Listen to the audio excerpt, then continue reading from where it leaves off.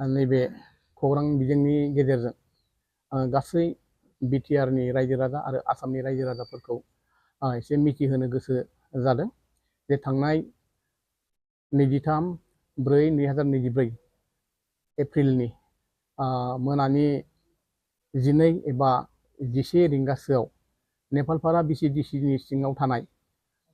बिपिएफनि जे बिसायख'थिनि मावख' बे मावख'खौ सोरबा सिनाय मोनै उदखारिफ्रा सावनानै थांदों। दा बे सावनानै थांनायखौ दतमा ब्लक कमिटि इउपिपिएलनि जानानै आङो बेखौ गोख्रों रावजों सोंखारिनो गोसो जादों। मानो होनना बुङोबा दतमा ब्लक कमिटि बिपिएफनि आफादगिरि मानिजाथाव महिला ब्रह्म मानाव गेदेर बिथाङा जेबो साखि साबोद गैयाबालानो जोंनि ब्लक एबा इउपिपिएल राजखान्थि दोलोखौ बिनि दायनिगिरि साजायनायखौ जोङो खौरां बिजोंनि गेजेरजों नुनो मोनदों। बेनिखायनो आं खावलायो बिथांखौ, बिथाङा खुनु साखि साबोद गैया, रावखौबो नुवा हसिया मोनसे गणतन्त्र देशआव सोरबा मोनसे पार्टिखौ एबा सोरबा मोनसे दोलोखौ बे रोखोमनि बदनाम होनानै ओनसोलनि गेजेराव गुबुंले बारहावा बारहोनो नागिरनायखौ जोंनि दोलोआ आरो जोंनि बे ओनसोलनि रायजो राजाया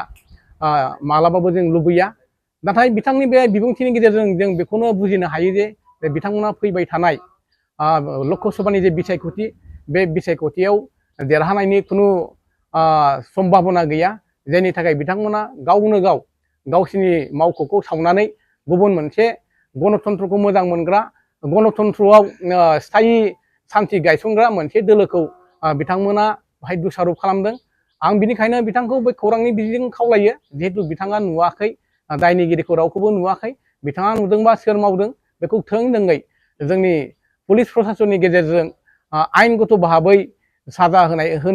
होनो हागोन आरो बेखौ जोंबो लुबैयो। दा बे समावहाय आं बिथांखौ बेखौनो खावलायबाय, जाहाथे नोंथांमोनहाबो गणतन्त्रखौ दहाय होनानै जोंनि बे ओनसोलाव जाहाथे सान्थि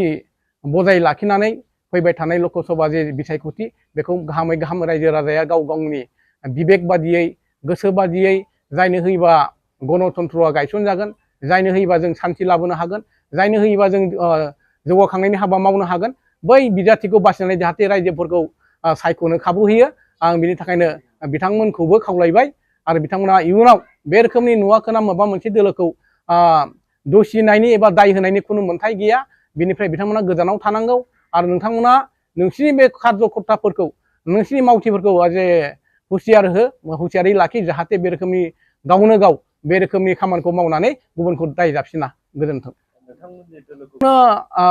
नोंथांमोननि खौरां बिजोंजों बेखौनो क्लियारिफिकेसन होदों जे जाहाथे बिथांमोना इयुनाव जोंखौ बे रोखोमनि दसि खालामा आरो दसि खालामनायनि मोन्थाय गैया। बिथांमोना गणतन्त्रखौ दहाय होनानै जाहाथे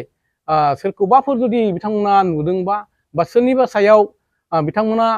आइ उइटनेस जानो हानाय केपासिटि दंबा थोंजोङै बिथांमोना पुलिस प्रसासननि दारै बा खुंथायनि दारै बेखौ बेबस्था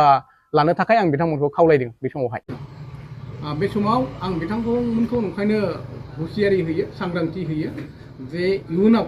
बे रोखोमनि जोंखौ नुवा हुसिया बा साखि साबोद गैयाबालानो जुदि